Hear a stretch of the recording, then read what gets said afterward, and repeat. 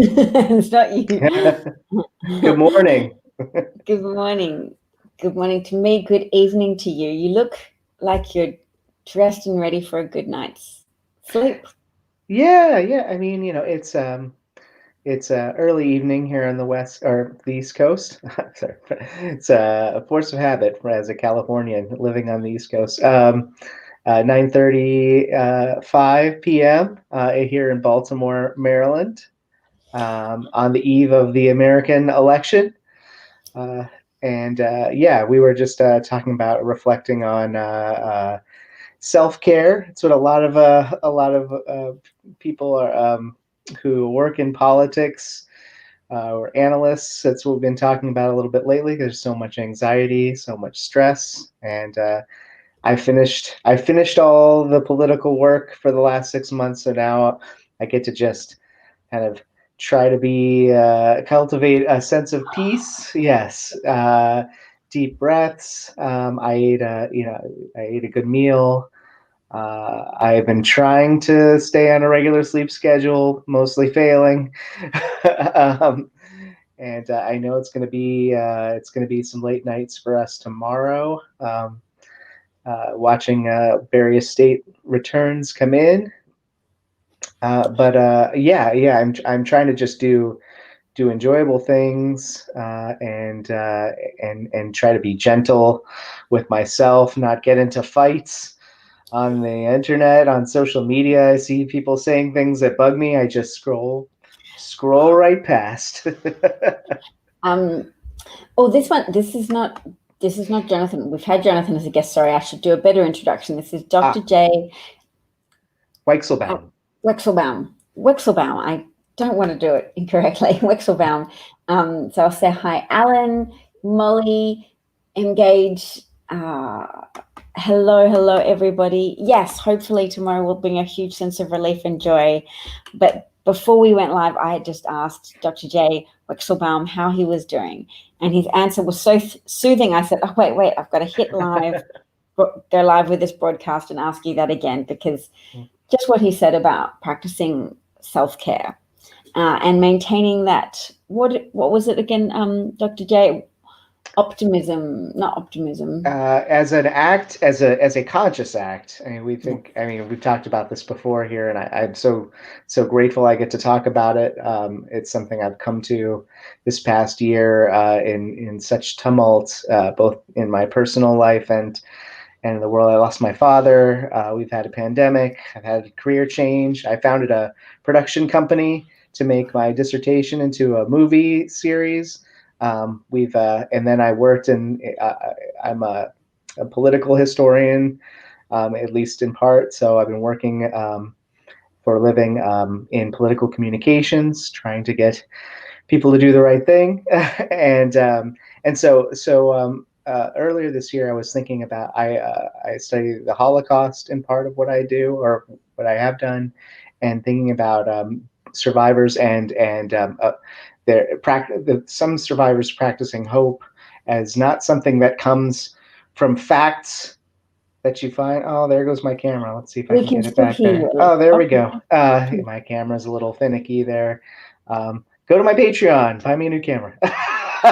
Anyway, is not. But anyway, as practicing Radical hope hope. as Hope from within. as a It's choice. not. It's not like I'm going to find a bunch of facts and that's what makes me hopeful. It's more like the people who some people who survived the Holocaust. I wrote about a guy who escaped Auschwitz, is that he decided to practice hope as like a survival mechanism. Like Yeah. he had to believe that there was going to be good outcomes, because that actually helped him survive, even though all the external facts were telling him there's no reason to have hope. So anyway, that's a long story It short. was an intentional choice to Yes. improve his chances of survival. And here, practicing hope, we're doing it not as a, uh, and certainly not in contradiction to all the facts. There are actually facts here that say to hope as well as to be concerned. True. Uh, but it's an intentional choice to improve our own chances of cheerfully surviving this, all the Yeah. purposeful discouragement and almost deadly nihilism of the right. ring. Yeah. What I also noticed is that, feelings aren't self-contained, especially in the era of social media. If people put out a cynical attitude or a downbeat attitude, that has the effect on other people. We know that attitudes actually have health outcomes. So you can help people around you just by kind of pushing back against that. I mean, like, there's lots of reasons to be upbeat. There's where there's life, there's hope.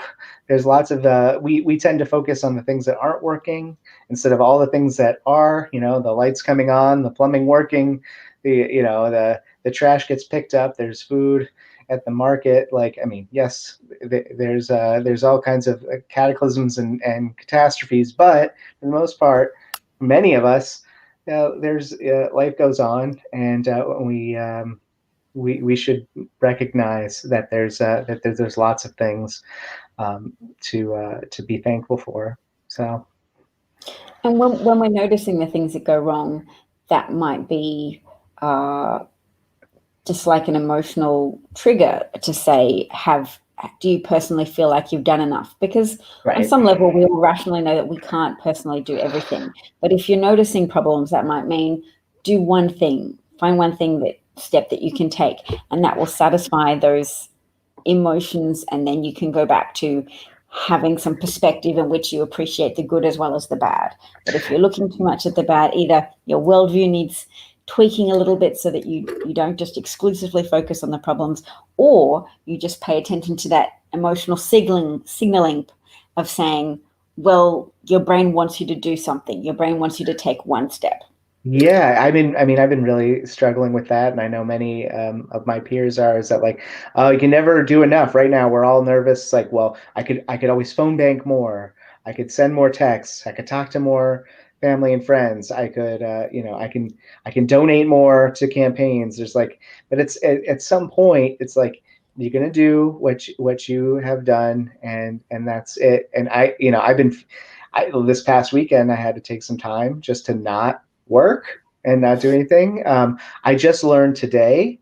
For those watching who missed when we've talked before, I think I mentioned I specifically chose to work on Pennsylvania politics for my political work this time around. So I'm doing political communications to help progressive candidates in Pennsylvania. I think everybody's focused on that state. It's very, very important. I felt like in neighboring Maryland, I could do a lot of work. And I just found out today I wrote a voter's guide to help educate voters in Pennsylvania. I learned today 250,000 people have used it to help them vote. And that, I mean, I'm an academic. No, 250,000 people have not read my academic work or even other stuff I've written. So I'm still kind of processing that many people are using the stuff I've written to help educate them and to help make good decisions on their local, not just the top of the ticket, but their local elections to help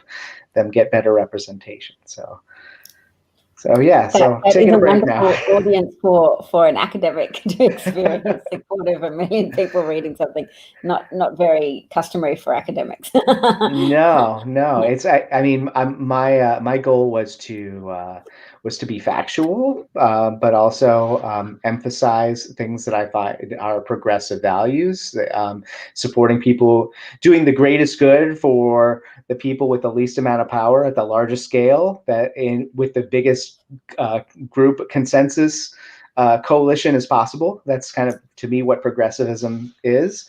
And there are many, many, many great candidates. I think the Cook Political Report, if you want to get really into the wonky weeds, has put the Pennsylvania State House as toss-up this year. I worked in 2018, and we pushed a lot. We flipped a lot of seats, and now we're finally, now a cycle later, in range of flipping the yeah, Pennsylvania State House. That's so yeah, exciting. yeah. I mean, some of the worst right-wing stuff has been coming out of the Republican-controlled Pennsylvania State House. So flipping the chamber, or flipping the state Senate would be amazing too. We're really working on that. But flipping either chamber would really be a huge deal for the people of that state and for our country as a whole, so that they're not putting these cases in front of the Supreme Court that can make things even worse. That's a different discussion entirely. But so anyway, I'm pretty excited about Pennsylvania. I'm pretty upbeat.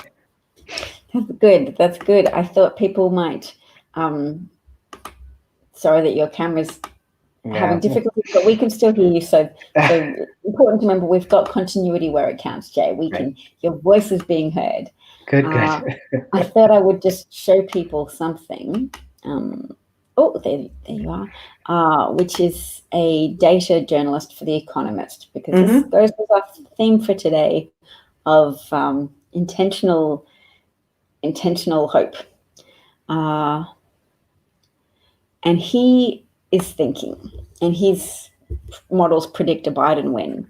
And he thinks that it's potentially likely that we'll be able to call the whole election by 9 or 10 p.m. based on the shift we see in results from rural counties in Florida, North Carolina, and what's VA, Virginia? Yeah, Virginia. I would also add Georgia and Arizona and perhaps Texas. I think the Sun Belt, essentially, that we're going to get a lot of results from the Sun Belt in America, North Carolina, Florida, Georgia, Texas, Arizona, and we'll get those results tomorrow evening. And those, any success in any one of those states, if not many of those states, shuts the door on a Trump second term. So that's a big. Sorry, Jay. That's okay. I'm a big fan of Dave Wasserman. Yes. He reads the tea leaves uncharacteristically, and he's made fun of himself for this. Reads the tea leaves in Florida, is looking closely at a few counties where there are lots of older white voters, and seeing how they may be changing their opinions and turning more towards the Democrats, because if that demographic shifts by just a few points, it shifts the whole state and thus the whole election. So I've been counting votes in Sumter County. Sorry, go ahead. The demographics are looking so good. Sorry, you were saying you've been counting the votes. Sumter County, is that in, which state is that in? Sumter County is in Florida. It's near the Alamo, isn't it? It's where they fired on the. That's Texas. That's Texas. Florida. Sumter County is in Florida. It's got a place called the Villages, which has been well known in recent weeks for golf cart protests against Trump. And this is a group that is very, very traditionally Republican, but is now sponsoring a kind of a gray revolt against Trumpism, perhaps fueled by Trump's response to coronavirus, and so we'll see. It's looking very, very promising. So, if you're like me, you can look up Dave Wasserman's tweets and get into the weeds with him. He's got certain percentages that Trump has to meet. And the early votes in, you can actually go to the Sumter County website. You can see exactly who's voted in each party. And so far, the Republicans have not met the threshold that Wasserman has set out that Trump needs in order to win the state. In fact, he's very far behind. Early lead established by Democrats. Exactly. Yeah. So it's like this tiny little place that tells this really big story. Perhaps it's just one of the things that you can look at to help provide some hope about what might happen tomorrow. I just want to engage with this funny story that Alan shared with us. I mean, funny, also tragic. You have some Parkinson's disease and some hand tremors, Alan, and he went to Act Blue yesterday and accidentally hit the donate button 5 times. No. I'm sure they can. There's some tech support there that can help you resolve. You were not meaning to be so over generous, but appreciate it nonetheless. So I write it off as a function of his excitement, or yes, as Jay points out, you might want to get tech support to help you with that. Alan, just let it go. There you go. Thank you for your noble generosity to Act Blue. Love it that you're in a position to do that. Not everybody is floundering in the economic gutter of Trump's sabotage of America. So, some people are still doing okay, and it's good to know that. It's good to know America is still there, and there's still so much opportunity to claw back much of what's been lost. We can't bring back any of the people whose lives have been lost, but we can do so much more to protect all of the many, many, many people who are still there, and build back better, which is that Biden slogan that's quite nice. Yeah, yeah, and I mean, I know. Well, I think the reason you had me on is to talk about that thread Yes. that I did the other Yeah, day on look it up. fascism and stability. It's like fascism can do damage, and that's bad, and the destruction and lives lost, absolutely. Yeah. But it also undermines its own stability, and thus the hopeful sign is that it tends to burn itself out. And yeah, I can extrapolate on that. But I mean, we can talk about other things. I just figured I would help segue if No, necessary. that's what I wanted. I wanted. That's one of the things that motivated me to talk to you before the election tomorrow. So I'll bring up. Oh, there you are. Hello, hello. Yeah. I'm minimizing us anyway because I'm bringing up your Twitter homepage. Oh yeah, it's probably buried now, but it was, yeah. What was it, last week I'm maybe? happy to scroll. I'm going to scroll and we can keep talking because it's all nice news you've posted as well. First of all, that very conservative Trump-appointed, actually, I don't know if he's Trump-appointed, but the very conservative activist right-wing judge, Judge Hainan, that we were all looking at going, is he going to throw out that 127,000 curbside votes or drive-through voting from Texas in Harris County? And he said, nope, the plaintiffs don't have standing in that drive-through case, and he doesn't think it would be a good idea. Yeah, they are appealing. Just so the fifth court, which is very conservative as well.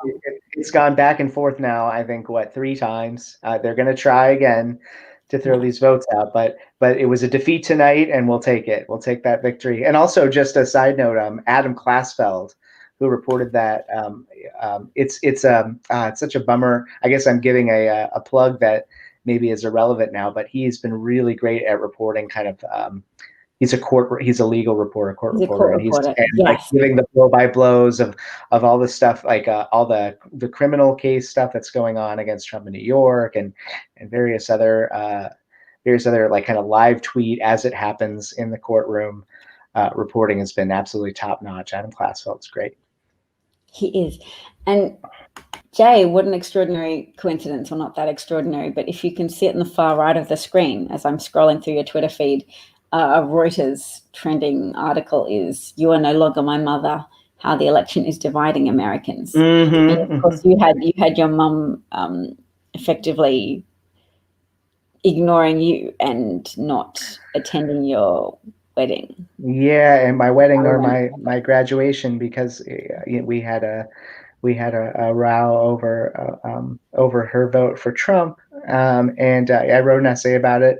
I don't think 250,000 people read it, but a bunch of people read it, and it's still gaining traction. I just got messages about it from one of the editors at Medium, who's doing another piece also very similar to this Reuters piece on families kind of torn up by the Trump administration and its effect on people. So important cultural phenomenon now, I guess. And I sympathize. I know that there's people who occasionally make posts like, can't we just all get along? There was a Jewish lady who's a psychologist, and she was pointing out that Trump's got a Jewish daughter and a Jewish son-in-law who he's appointed to lead the Middle East peace process, as if that was a recommendation of Trump letting Jared have the lives of Palestinians and Middle Eastern people in his hands. I wanted to put in some adjectives there, but I refrained. Yeah. But yes, she was responded to very emphatically by the people on Twitter saying, no, we don't have to be friends with fascists just to get along, or people who support the separation. Yeah. I woke up to the news today that there was another Jewish cemetery desecrated in America, and spray painted on the Jewish gravestones was the word Trump. And the message has been pretty loud and clear for these 4 years that Trump is not the friend of the Jewish people, but in fact has been making things much worse for us. And He as a can have a cover Holocaust, story all he likes of yeah, some, "Oh, I've got black friends, I've got a Jewish yeah, converted daughter and a Jewish son-in-law," but the trend of action is for increased hostility towards Jewish people and increased shootings at, yeah, well, the Pittsburgh massacre at the Tree of Life synagogue, and even shootings overseas. I would say it's yeah. part of a In Trump Vienna has today. facilitated. Vienna, yeah. Yeah, I mean, my synagogue has security now. Didn't a few years ago, but during the Trump era, it does. So Yeah. take that for what you will. And yeah, as a scholar of his Holocaust and fascism, it's very clear to me where the trends lines are. You know, whether or not he has a Jewish friend or relative. And Molly's pointing out that we do all have more in common than not. Yes, we're human, and it's possible for people to reclaim our shared humanity. But for people who are choosing to be part of movements that reject our shared humanity or reject everybody's access to civil rights, etc., it's okay to shun those people. It's okay to be emotionally distant from them or socially distant from them, not just because of COVID, but because their behavior allies them with the worst trajectories and the worst outcomes for people, Yeah, minority groups yeah. and people in general. And I want to. This is really a conversation I think happens after the conversation we're planning to have about kind of how fascism is structured and what its life's what The the self-limiting light. nature of Yeah, the fascism. self. Yeah, exactly. But a dear old friend of mine who's in Pennsylvania, who I have been speaking to. Recently and talked to this weekend, he asked me an interesting question about like, well, what happens to populists and populism, and especially right-wing populism, which is, in its extreme form is fascism.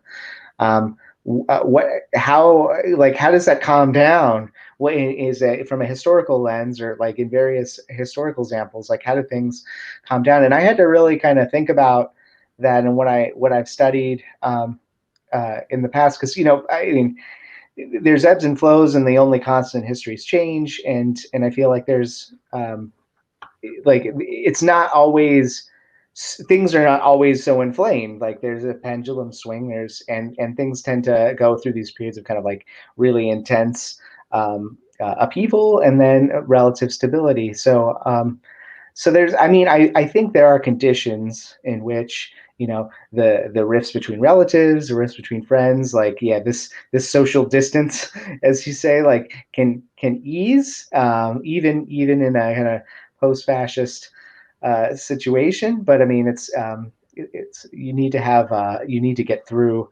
these kind of tumultuous periods versus periods of stability. But that's a conversation we can have in more detail. Yes, although when you were talking about the pendulum swing, which I love it, it's so evocative of a pendulum swing, I just felt the need to bring up as an analogy what people have suggested happens with the buildup of hormones and people who haven't been sexually active for a while. So with fascism, sometimes it's like people build up an appetite and impatience that leads them towards authoritarianism. And it doesn't have to be based in reality. It wasn't economic circumstances that made people vote for Trump. The average Trump voter is more wealthy on average than the average American, and there's a lot of misunderstanding around that. But like someone with beer goggles who has a drink and who hasn't had a romantic partner for a long time, things that aren't really attractive in real life begin to look very attractive, and people got in bed with fascism.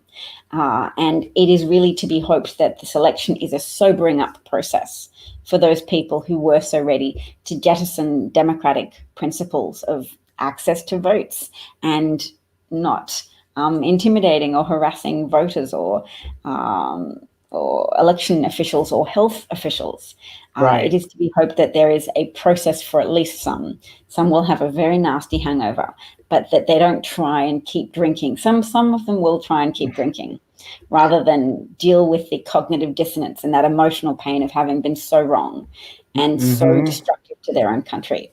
Yeah, it's like like a moment of clarity that typically happen. Politics and history is physics, and there's actions and there's reactions, and that can give us some semblance of hope. That's like if things are bad, it's never going to be bad forever. Things definitely get forced by other actions into reactions and new forces, political, economic, cultural, innovation. Those things react to what has happened before. So if you get this period of intensity, of kind of fascist government, right, like an orgy, if you will, of populist ignorance and hate, eventually it kind of builds up to a critical mass and leads to this kind of paradigm shift, which we seem to be on the precipice of. It's pretty amazing. Usually historians only see kind of a paradigm shift in retrospect, but things seem so obviously kind of leading to this kind of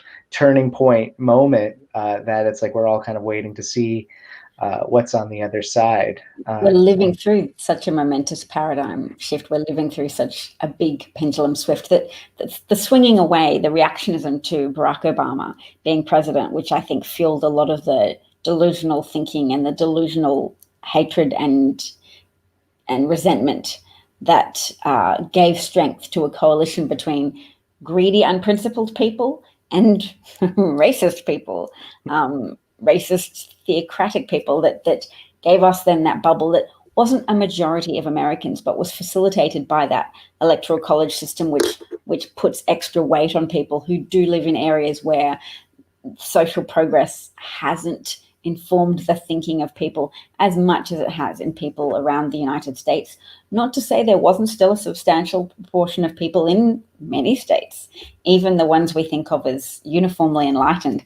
There was still an element of the greedy and unprincipled and the theocratic and dogmatic people. So yes, let me anchor myself, because I know while I have you, I should absolutely exploit the resource that you are for discussing the self-limiting nature of authoritarian. So we've got economic stability and your understanding of how that is a needed thing to underpin authoritarian societies. Yeah. And then what else?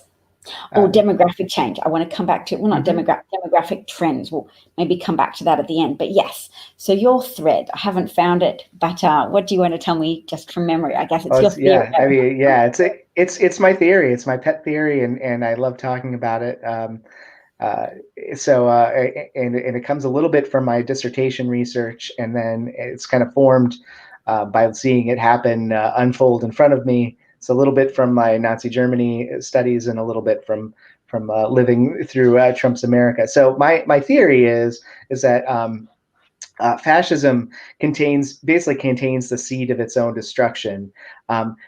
Fascism kind of comes out. It needs to be birthed from liberal societies, liberal democracies, and it's kind of innovation. Its own political innovation is that it's very good at turning elements of liberal societies on its head and kind of mocking it, exploiting it, perverting it. The Nazis, see if this sounds familiar, the Nazis would go into the Weimar chamber, and they had a small group of them, but enough where when they would start the proceedings, they would all stand up grinning and march out, and they'd march out and do a press conference, say, the Weimar government just isn't working. See, it can't even function. It's paralyzed, and meanwhile, it's paralyzed because they paralyzed it, right? So that's them winking and nodding, and it's like, their supporters kind of loved it. This kind of trolling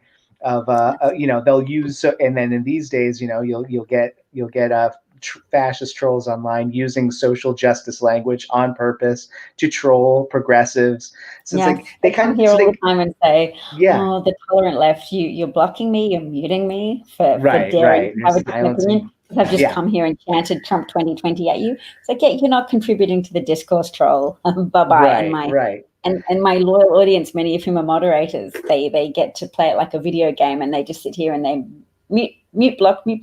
Right. So fascist kind of comes. It doesn't just come from nowhere. It actually comes out of liberal democratic societies. But here's the problem: so fascism gets successful enough, and it actually takes over a government. The problem is that fascism and imperialism are kind of linked, right? Like fascism has kind of an imperialist mindset. It's populism really, and populism is not about policy or anything. It's about satisfying emotions. Both left wing and right wing variety is like it's my emotions of grievance. They need to be satisfied, and the thing is like there's no end to that. Like there's always kind of a hole, an emotional hole that needs to be filled. So this imperialist kind of dominating mindset is I need to continue to dominate and expand everything around me, or I'm losing, I'm dying, I'm shriveling up, I'm gonna lose. So there's this kind of always in the background of fascism and populism, this existential threat that I need to continue to dominate everything around me. The problem with that is, go ahead. What's no, I'm wanting to just pull out from what you said that the drive is I must dominate or I'm dying. Yeah, if I'm not expanding, I'm dying. Genuine grievance, it was a feeling of loss of dominance, and that dominance was a prerequisite to emotional functioning for them. So it's limitless. You cannot pacify them. You cannot mollify them, because then they just want to dominate more, like Hitler's expansionism in. Okay. Yeah. Yes. Yeah. Exactly right. So then the problem with that is that if you're not expanding, you're dying, and that's how fascism works. And it actually takes control of a government. It has to continue to kind of pervert the civil government it was birthed from, the civil society it was birthed from, and so the issue is that like.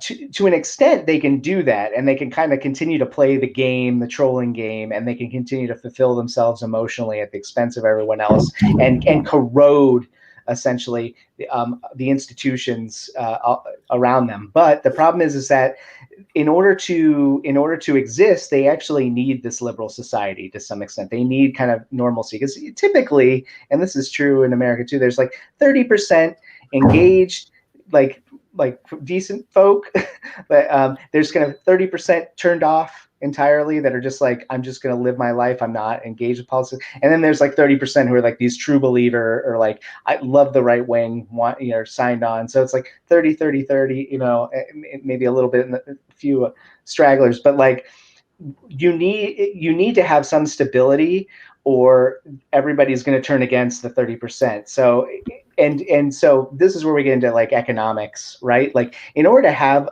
like just basic stable economy for over like a reasonable term, you need to have at least some functioning civil government in order to have a stable economy.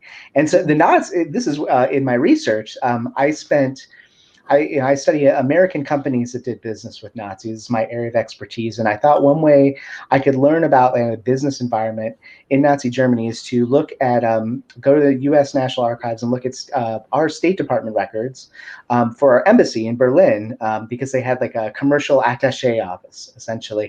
And you can go and you can look, and they made these very, very detailed reports every month for all throughout the 1930s, all the way into the 40s, early 40s, where they finally had to close down the embassy. And which the story you can find by going through these detailed reports, as I did for many months, is that the Nazis were scared to death of economic instability, despite the fact that they had dominated society, much more organized than the Trump administration. They'd kind of fully Nazified all American society. They were scared that if there was economic society, German society. They were scared that they were going to lose, that they were going to lose their support and actually lose their grip on Germany if they did not maintain a stable economy. That's what this.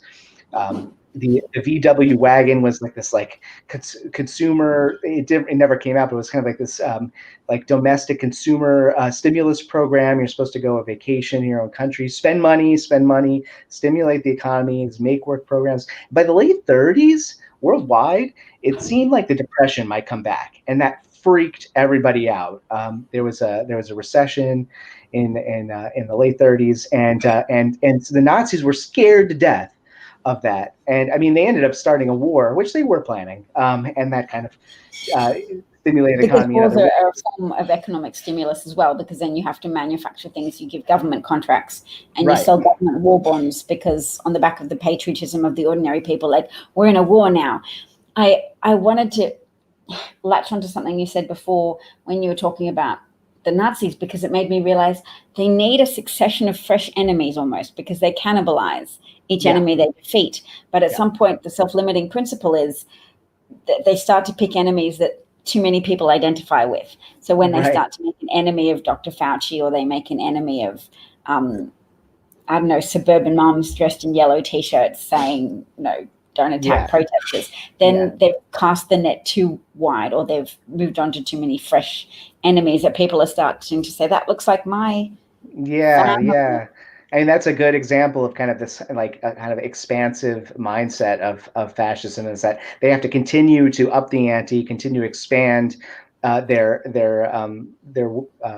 dominance processes to make more enemies, and eventually, it's like you've monopolized the entire space, but you still have to keep going somehow, and that ends up kind of corroding the situation that you're in. So they corrode the kind of his cultural environment, they corrode the political institutions, and then eventually it undermines the economy that they're in. And that's real bad, because you need at least some semblance of economy to keep the political support, to keep the regime afloat. And you've already made a ton of enemies, so that paranoia is even higher. And so essentially my thesis, my theory was that,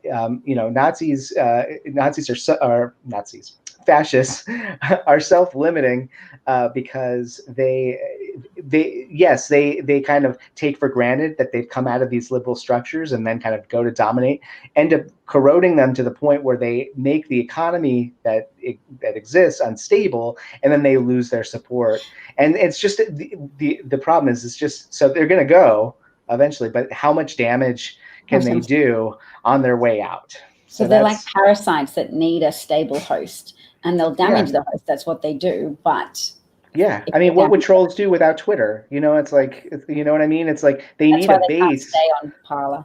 I mean, and then they can't, like, Parler doesn't matter because nobody's on it. It's like they need the community space in order to pervert the community and get their troll fix. That's what fascists need. So they if they destroy that space, they can't. It's like they've destroyed their host. So it's basically parasitic. Yes. When you were talking about the inherent expansionism of fascism, it made me think that it changes the game of politics. If normal politics is walking along a road and encountering problems and solving them, fascism is like choosing to jump into water, like a different, where it's emotional rather than rule-based walking. And for being in water in that different environment, you have to swim. You have to keep swimming. You have to keep moving. You can't just, on a road, you can stand still. But I don't know how this metaphor is going to hold up. But I'm thinking, yes, for fascism, you've got to keep swimming. But it's not going to hold up for the economics point that I'm going to make, which is it is too hard for the Trump campaign to hide the economic damage that they have done. So they can throw $28 billion or more at farmers and say, wow, this is here to replace your normal way of doing business. You're doing better now than you would before. Look, you've got more in government handouts than you ever could have earned selling soybeans to the Chinese. But farmers with a functioning brain, and there are still many, can look ahead and say, but I don't have any clients going forwards. I don't have any trading partners now. So yes, I can get this government handout for now. And you can promise me that you'll always be there to give me government handouts, even as you continue to ask me not to vote for socialists, because they're going to give handouts to other people, i.e. Black Americans and diverse Americans. And it should only be people like me getting money because this is my white heritage. This is my white Christian country, and ain't nobody going to make it otherwise. There's still some people with enough practical sense to say this is not sustainable or tenable, even if they don't appreciate how hypocritical and unjust it is. They could go, no, economically, government handouts for a living is not a future, is not a sustainable economic path for my family and myself. Yeah. I mean, these are all great examples of like where if you push right-wing populism to its conclusion, it's going to erode the system that exists and eventually erode even early adherents' confidence in the system. And voters and people are this is a theory from Alan Lichtman, who sat on my dissertation committee. He has this book called 13 Keys to the White House. It's kind of like the original Nate Silver prognosticator, guesses who's going to win the presidency. He predicts a Biden win, but anyway, he writes a lot about how voters are actually pragmatic, and it's not, we get distracted by horse race politics, but it's really like voters are vote for their self-interest. They vote for who's going to have lead to stability or support stability economically, culturally, politically, and even that may skew conservative some years, and it may change and skew progressive other years, and that even the farmer who lost their soybean business to a failed trade war, who might have voted Republican for many years, is now thinking, well, like I don't care about all the socialism talk and all the political name calling, but this is a problem for me, and I don't see a sustainable future, because the right wing populists, all I hear is that they just care about their feelings and their egos, and the feelings aren't going to put food on the table. The feelings aren't going to help send my kid to college, and ultimately that's like, if you allow the right wing populists, like I noticed the comments, like, yes, they will kill millions, but ultimately they will do so much damage. They shift the paradigm on which they exist and end their existence, or help bring about the end of their existence. And it's really just a matter of how much damage they can do in the meantime before that paradigm shifts. That's my theory, anyway. I love your theory, and I love that you've been part of the efforts to limit that damage by forming that coalition of aware, to spread the 30% of switched onness to as many people as possible, to go, hey, look around. Is this a good outcome? When you're talking about the pragmatism of voters, I thought a lot of people's confidence in the inherent pragmatism of American voters was probably shaken by the outcome of the 2016 election, because people viewed Trump as so clownish that he couldn't have a victory, which I think gave rise to that emotional component of complacency and disengagement. So that the normal motives of pragmatism were, to a degree, abandoned, just enough to give Trump that thin electoral college margin across those critical states of Pennsylvania, Michigan, and Wisconsin. But that complacency is no longer there. Right.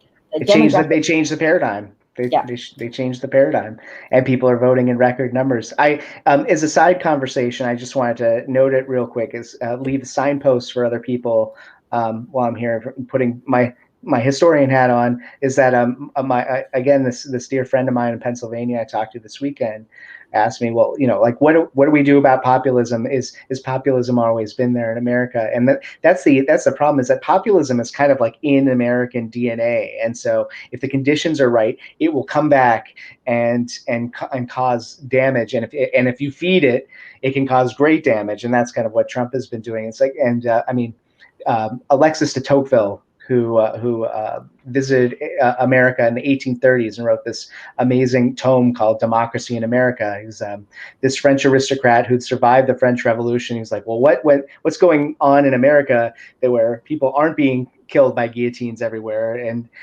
how are they doing it right? And he went, and he's like, well, it's interesting. They don't have this kind of royal history, it's royal past. Like even the little guy is at the same level. His opinion matters as just as much as like the elite. But he was worried about that. He was like, there's this he called it a tyranny of mediocrity, and he said that even America's greatest strength of kind of this like everyman kind of pragmatism could be its greatest danger, and that there's like this populist mentality where it's like, well, the masses rise up and can be swayed by a demagogue who just doesn't care, about the good of the nation. And that sounds familiar. And then I also gave my friend this other signpost. There's Frederick Jackson Turner, who founded the American Historical Association in the late 19th century, gave this amazing talk, this prophetic talk called he called the frontier. It's called the frontier thesis, and he essentially said that this kind of this populism that de Tocqueville observed, and others, that these pioneers that came over, these rugged individualists and everything, that's part of American DNA. Well, they're colonialists. They colonized, took land, enslaved people, and everything. But like, even though Frederick Jackson Turner is now looking at the whole continent, all the way to the West, had now been completely colonized by the United States. Like, that they were still going to look for new frontiers, which is actually what JFK evokes later on, a century later, and that this kind of expansionist populist mentality is, again, he's reminding Americans it's part of American DNA. And then one last signpost I gave my friend was that then this other famous historian, Richard Hofstadter, looked at populism after World War II and during the McCarthy era. And so it's like, again, this kind of resurgence of like this strident kind of ignorant emotionalism that came, and looking at the 1930s, and just like this rise of hate groups and nativism, xenophobia, and that it can just spring back out of this out of the soil, if that is the American political body, and that you always have to be kind of vigilant that because if you feed it will come back. So Trump in 2016, Trump was able to kind of water this plant of populism that had been growing in the soil of America all along, and now we have to kind of deal with this, because it doesn't respond to reason. It's about feelings. And so the only thing that really, and then this is that separate conversation I was mentioning earlier, that we could talk about, is like, how do you deal with populism once it's kind of rampant? And the answer, is part of my thesis, is that populism, if left unchecked, will just kind of destroy the environment that it's in, because it's expansive. It will eventually, and it'll create a paradigm shift in which things need to change. But how do you keep it down? Well, that's a separate conversation. I feel like there's two principles at work. When you have rising destructive populism, you have to build up an alliance against it, because to a degree, it's self-perpetuating until it just collapses by over-parasitizing the host. So you build your alliance. You have things like the Lincoln Project and people going, okay, look, we all recognize the severity of the threat, right? We people paying attention, come gather in. Let's discuss this. This is fascism, isn't it? Right. But fascists themselves, you can't just say this is fascist, this is hate. They love saying, no, look, we're so full of love. We love America. We love the flag. We love everybody. You are so full of hate for criticizing us and calling us Nazis. Mm-hmm. So for those people, you need a different approach. So it's got to be a two-pronged approach. One, come around, gather around allies. It's fascism. Let's build the alliance. When talking to them, you point out the pragmatic disadvantages of fascism. You say, oh, are you better off? How's your trading relationships going? Do you think farmers are better off? Are you noticing that health professionals are suffering under COVID? And you don't put as much energy in that because there's a lot of fact resistance. So in a way, you have to let the circumstances speak for themselves, but you just put you ask the questions there so that they know you're paying attention. Right. You can't argue with feelings. Populism, right-wing populism, and the street extremist version, which is fascism, it's still populism. Populism's about feelings, mostly feelings of grievance, us versus them, anything that fuels those feelings. And you cannot argue with people's feelings. People who are in relationships, take note. You cannot argue with people's feelings. You can acknowledge feelings. Well, there's something you can do. There's something you can do, Jay, because they've been researching this with anti-vaxxers. With anti-vaxxers, when you argue with them directly, it just can make them stronger in their opposition to science. But that when you show them non-word information, you don't actually present a cogent argument to them. You just show them pictures of children afflicted with severe cases of chickenpox and mumps and measles. That is more likely to change their mind. So in a way, the footage of hospitals is something that's probably been eroding Trump's base and eroding Republican women, suburban women support for Republicans. Just that footage, because to hear the arguments, people tuned it out and went, they're being too hard on Trump, blah, blah. Scandals, corruption doesn't make a difference to the base. Right. And that's often the pattern with fascists, that it's the pragmatic disadvantages and just seeing evidence of it. Yeah, I mean, the paradigm shift itself is what convinces people. It's like, now I can't send my kid to school because there's a pandemic that's being handled badly.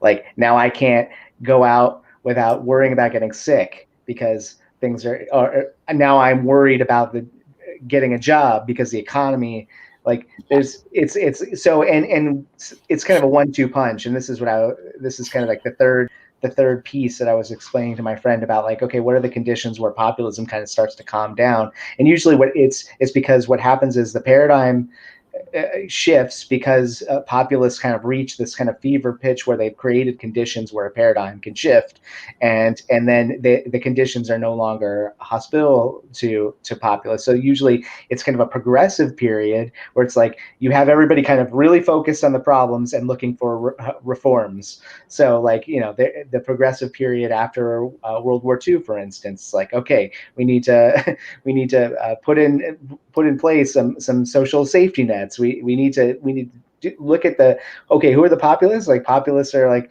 people need jobs, and people need stability, and people need education and healthcare, and these things tend to kind of tamp down the populism a bit. It's still there, but like, you don't have people ready to run into the street with a torch and pitchfork if they feel like, the things are stable, they have a decent job, they have hope for their families, and they're getting, and people around them are getting more well educated.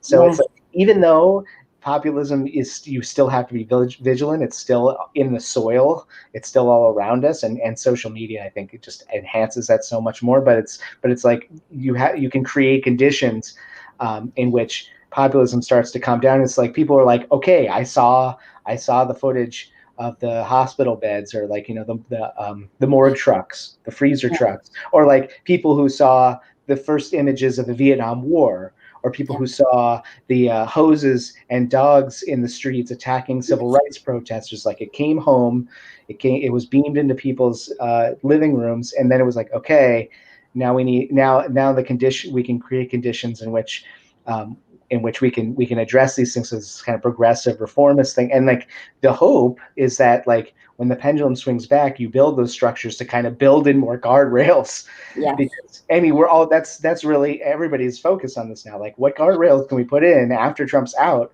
so that, like self-pardoning, or bribery rules, or, like, maybe we reform the Supreme Court, or maybe we get change the Electoral College, or we're going to add more. There's a lot of changing the Electoral College, because I think it did so much to not just perpetuate complacency, but to discourage people from voting. Because when you don't have one vote counts uniformly across America, it does make people feel like their vote doesn't matter.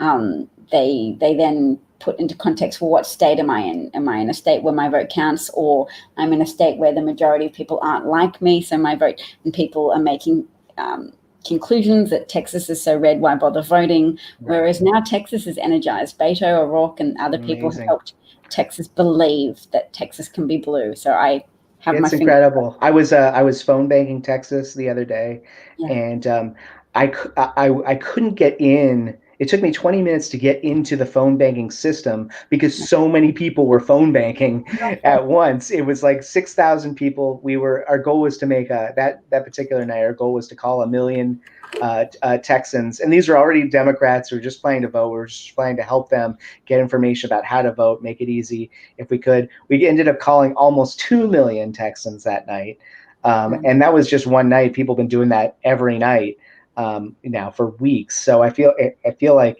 like everybody's like on task. There's no, like, my vote doesn't matter, my vote doesn't count. That ship has sailed. We're in a different paradigm now.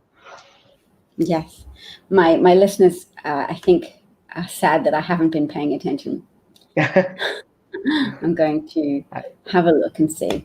Somebody made a point that a lot of Big Pharma has some Nazi involvement in its history, which I think is a fair point. I think Bayer helped supply the Xylon gas, but a lot of just Nazi involvement. You can go to my blog, where I have written at length on that topic. I mean, so I study American companies in Nazi Germany, and what we're really talking about is the largest company in the world at that time, which is IG Farben. It was broken up by American authorities. Part of it has become other pharmaceutical companies that exist to this day, like Bayer and Degussa.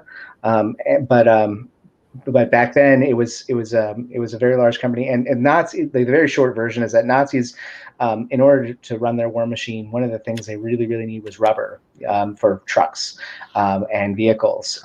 You have a mechanized army to conquer Europe. You need a mechanized fighting force. You need wheels. You need rubber, and they did not have rubber, so they need. But they had the largest petrochemical company in the world, IG Farben, to help them make synthetic rubber. So they made all these synthetic rubber factories all over the place. But what do you need? Labor. And the Nazis were very keen on enslaving people for labor needs. So that's how you get IG Farben involved with Auschwitz, and IG Farben involved in the larger kind of slave labor thing.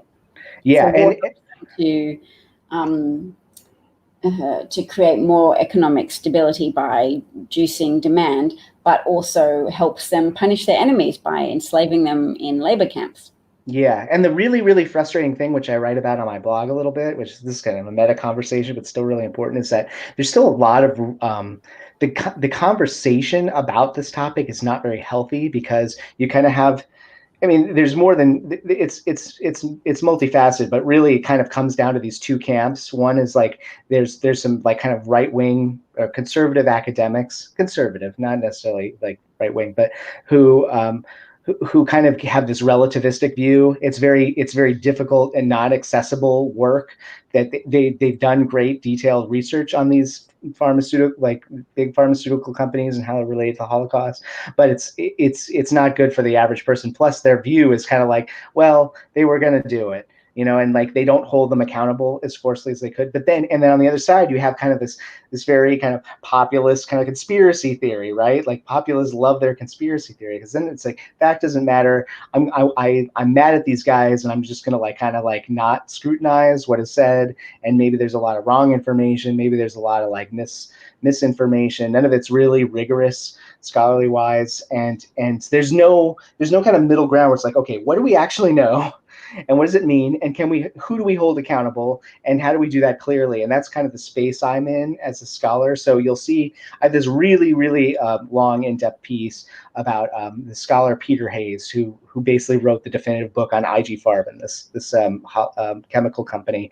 And I'm really kind of pissed off because Hayes does not do a good job, I don't think, of like explaining clearly what happened and who's accountable, and it's all kind of like academic-y language. And in the end, like he's very relativistic about like who we can hold responsible. Businessmen made choices to do the things that they did, and so I was kind of also correcting my own view, because I had to read a lot of this conspiracy theory early on in my academic career to kind of understand the field. Is unfortunately there's a lot of conspiracy theory, like bad writing, not by non-scholars who just don't know how to look at a source and read critically.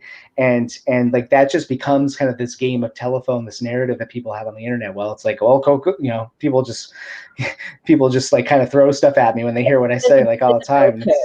There's a bell curve of scholasticism, and then just what people accept more broadly. So I think, I guess some fields lend themselves more to that polarized conspiracy theory versus maybe hyper relativistic excuse mongering in a fancy way. Oh, here's a great example. Just real quick, it's like the Bushes, right? Prescott Bush. People will hear that I study Americans and Nazis. They'll go, Prescott Bush. And it's like there was an article in the Guardian back in 2000, and it's like because people were mad about George W. Bush and like tying the Bush family to Nazis. And it turns out when you actually look at, like, it was like there was a bank account from like this Nazi industrialist that was seized by American regulators. It was an American account, and Prescott Bush sat on the board one bank that owned a piece of another bank that had this bank account which was dormant from this industrialist who actually by that point was like had fallen out of favor of the Nazis, was on the run for his life from the Nazis, and gets assassinated by Nazis. But it's like because Prescott Bush somehow attached to that, Prescott Bush is Nazi, Bushes are Nazis, and it's like when you actually unpack, it's like there's really like now maybe there's hold people to account without trying to amplify tenuous connections into full-blown connections. Right. I think Alan was asking me if you can participate. Now, Alan, did you mean can we pay attention to your comments, or did you mean you actually wanted to call in as well? He might have just been pointing out that I wasn't reading or responding to questions, so I apologize for that. And I see in the chat too, he's like the IBM helped Nazis organize the Holocaust. So the one major book on IBM and the Nazis is written by this conspiracy theorist. It's not a good book. It's not well researched. He threatens, this particular author threatens to sue people who critique his work, and so we don't have a good sense of like what IBM's involvement is in the Nazis, and that was part of my research. It's like, okay, well, what the heck actually happened?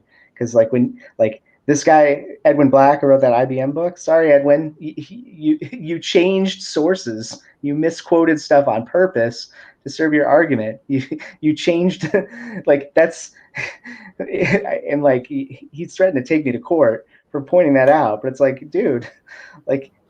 And the problem is that he sold millions of copies of his book. So it's like people are like, yes, IBM helped Nazis organize the Holocaust. Well, did they? Well, the story, there are sources. You can go to NYU and you can look at the sources yourself that IBM released. But the story is complicated and maybe not exactly what Edwin Black sold you, because he's about himself. So nuance and scholasticism might reveal different truths to the ones that are more broadly circulated and celebrated. Yeah, yes, I mean, Poland's IBM. Sorry, go ahead. No, I was saying sometimes people overshoot a target and undershoot it, and it's quite unusual for people to be on target with processing information. We all are sometimes in that cave of shadows, clutching at straws. But sorry, what were you saying? Oh, really what I should do is, if you want to have me on and talk about like what IBM actually did in the Holocaust, what my research has uncovered, I could do a whole 45 minutes on that. And we can actually like talk about what we really know about that. Were they involved with Nazi Germany? Hell yes, they were. Did they perpetrate the Holocaust? Well, that's unclear. And so it's not. I'm not about selling books, my Patreon is like $150 in it. It's like I'm here to make sure people clearly understand so they make an informed decision about the history and what they view. And they can help form their ideology out of good information. So yes. I'm just noting that I appear to be launching a president campaign here with some of the audience, but it's a flight of fancy, because you still, unless they change the rules, you still have to be born in the United States to run for presidency. So we'd have a whole other birther campaign, except it would be true. I'm born in Australia. Do you know we've got visas, Jay? We've got visas to move to Boston. We just have to. Well, last time we talked, it was in the works. Yeah, we didn't have the visas yet, so we have the visas now. We potentially could move at the end of January. I'm like, it's going to be in lockdown, or at least need to be in lockdown. So I don't know if we will move at the end of January. But we're keeping an eye on the situation. That's what's happening. Yeah. I mean, we're all hoping for some good vaccine news before the end of the year. You can follow all these amazing epidemiologists on Twitter, and they'll tell you, that's basically the consensus, and then we all adjust our expectations based on that, and then how long it's going to take before everybody has the vaccine. Actually distribute the vaccine, and how effective it would be, and maybe masks are still more effective than any vaccine. Masks and behavior modification. Yep, at least for the foreseeable future. Alan's saying we'll make an exception for me and Arnold Schwarzenegger. I love Boston. I lived there twice. It's if you ever want to study corporate corruption, Harvard Business School archives are a great place to do it. I used to live right down the street. Mm, And great music scene. Both times I lived there, I was in bands and stuff. So it's a good town. that's cool. Well, my children are a little bit older now. I used to struggle to get to want to have babysitters look after my children, but now they're older. Maybe my husband and I can see live music again someday. That would be nice. Hmm. um, We'll get uh, there. you've rounded the corner in. That's good. Oh no, you're just sarcastically quoting Trump. Yeah. Yeah, you haven't rounded the corner. It's all going to shit. And that's the interesting thing too, that a lot of Trump supporters have always insisted that it was a hoax. Trump intimated that he took the wrong initial tone with the virus, and people have a very powerful attachment to initial impressions. So a whole bunch of Republicans who still don't take the virus seriously, but some who do. And the more people who have very direct personal run-ins with reality, that run-in of losing a small business, knowing somebody who has, and knowing somebody who's lost a family member or had a family member who's a long hauler for COVID, and there's still a substantial proportion of the population of infected Americans who have long haul symptoms of incredible fatigue and brain fog and organ damage. Yeah.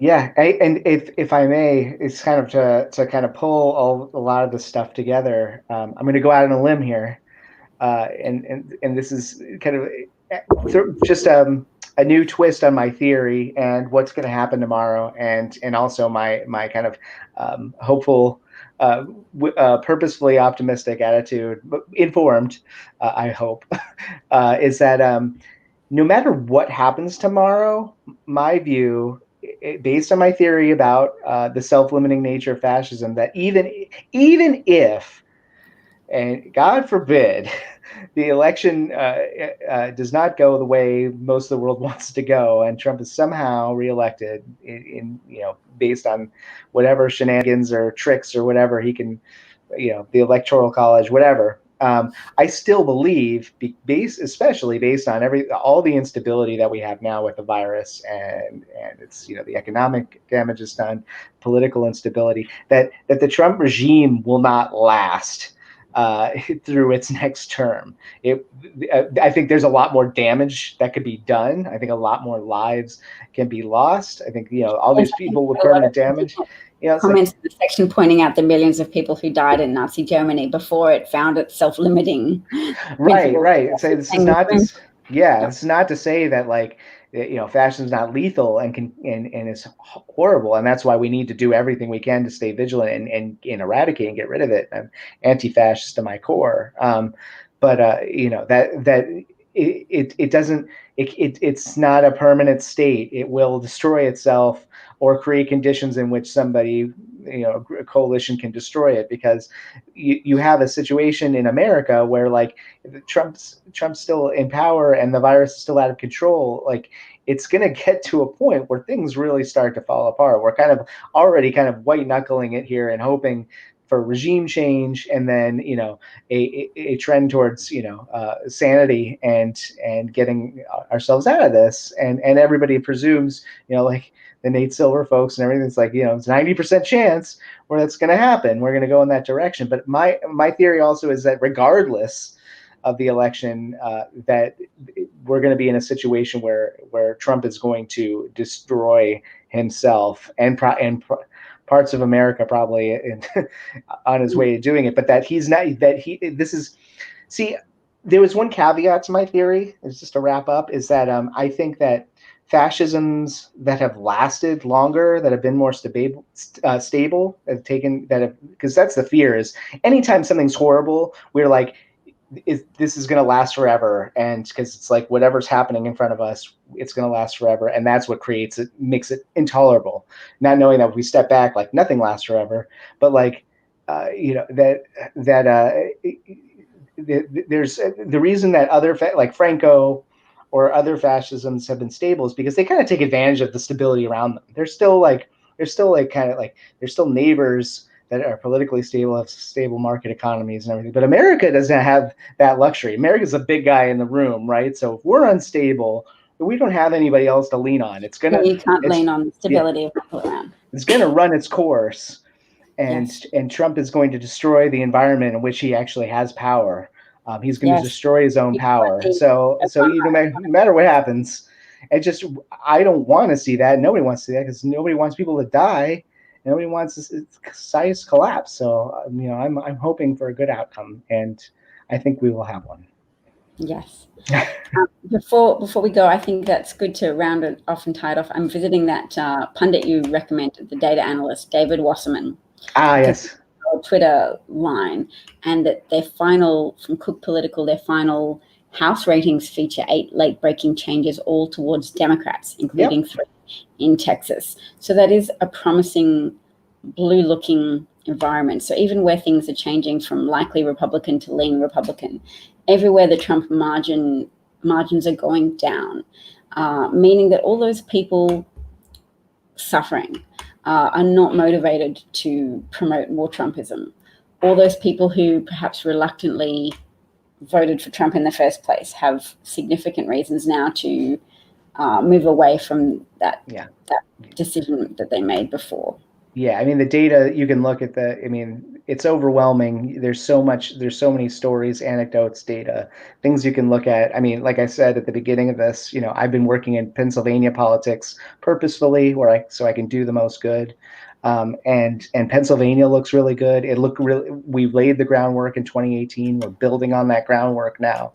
Like there's lots of evidence that suggests we're going to do a really good job tomorrow. There's a lot of smart people doing a lot of great work in a lot of places. Biden has an army of lawyers this time. This isn't going to be a situation where like anybody kind of just takes the Trump's victory lying down. We're going to fight tooth and nail everywhere there is any kind of anti-democratic stuff going on. We started with the victories in Texas in the courts there, and there'll be more Republican lawyers now on the side of the Democrats as well. And that's a whole other conversation. There is a restructuring of the American body politic. We're right on the precipice. That's what I'm saying.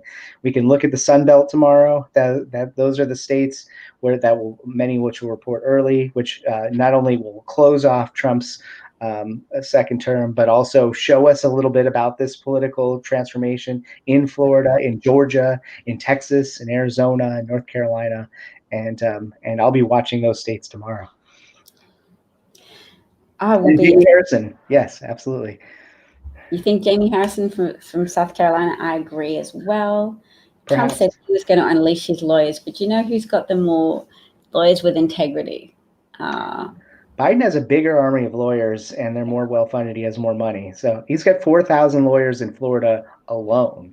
And I think that last I checked, there was a group of 10,000 volunteer lawyers who are working for the Biden campaign all over the United States. There's at least as many lawyers in Florida as there are in Pennsylvania. This is a big fight. This just starts with the election. I feel like we're in good shape here. Yep. Well, on that lovely note, that look, I'm just looking at your last comment from November the 2nd, Jay, where you said, this is a really good idea and one I'm personally practicing today.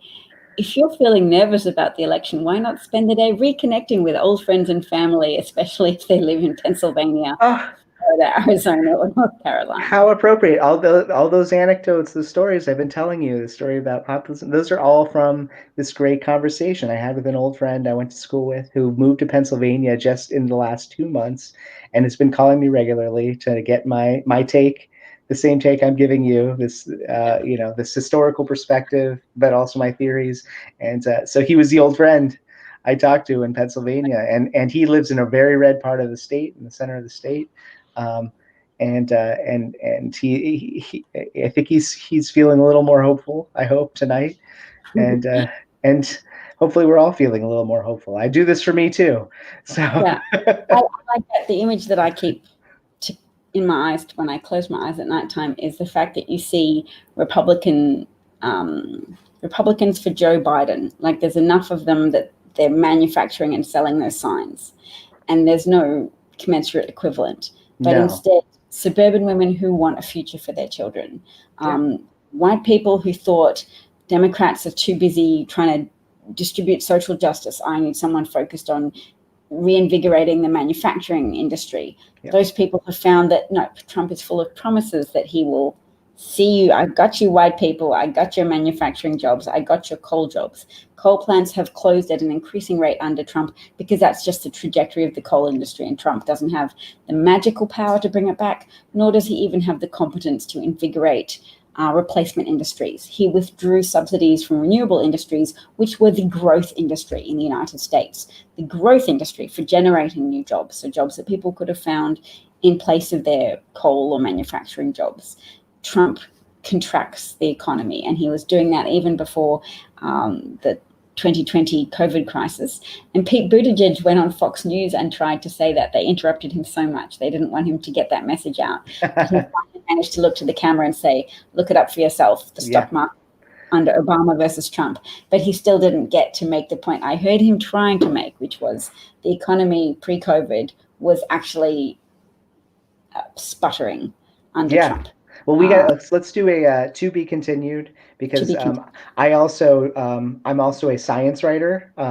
So I work in politics part-time, freelance, and I also write. Right. Yeah. I've worked for the National Academy of Sciences, and I work for the National Institute of Standards and Technology. So I have a vested interest in making sure that science information is portrayed clearly, so that people can make informed decisions. And in studying history of science, I started thinking a lot about what might happen next year under Biden presidency. In 2014, I thought of an idea, or a phrase called the Green New Deal, not knowing that it would become such a big thing just a couple of years later. Which year did you think of the Green New Deal? As 2014. So I mean, I'm sure other people have also come up with the term, but as I was thinking a lot about,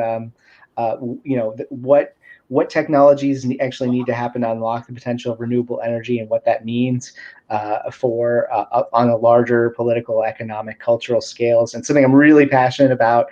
And I would love to we could do another one of these where I could spend some time not talking about fascism and talking about scientific innovation, the bright future we could have at the beginning of next year. So that was one of the first ads in the primary election that really helped me embrace Joe Biden. He did this really positive ad about the future. And I was really struggling actually with a lot of climate related anxiety. And Joe Biden was talking about how America is so innovative and that there's no problem we can't fix if we work together. But that when you put government resources and American ingenuity and private energy as well, all towards a goal, and actually get behind it, that we can do so much to remedy, to mitigate against the crisis and the dangers and the emergency that we all face in relation to climate changes and the increased risk of extreme weather events and just general heating up and disruption of weather patterns all over the place. Well, I'll leave it on a cliffhanger. You're moving to a place where I think some of the key individuals that are developing key technologies that are going to lead to major transformations in the way we live, and our politics and our economics in Boston. I want to talk about it more. I kind of don't want to reveal it because it's a whole conversation. Let's do a whole conversation next time. I'm really excited about it. Cool. It could be a post-election conversation. When are you thinking, Jay? We'll talk about it. Yeah. All right, guys. Well, look, Jay, get in touch if you want to talk again on the actual day tomorrow, if you have the energy and the inclination. Everyone. Yep. Thanks so much. Intentional hope, all of that. Thanks so much to the audience and all of your great participation. Alan says, yes, let's do it again. Troy says, green power. Alan says you should have patented it in 2014 when you came up with the Green New Deal. It belongs to everybody. Yeah. It belongs to the people. Well, power to the people, everyone. Pendulum shift towards justice. Freedom is on the ballot. Economic justice is on the ballot. Environmental justice is on the ballot. We got this. It's going to be awesome. Thank you so much, Dr. Take care. Take care. Bye, everybody. Love you too, Alan. Bye.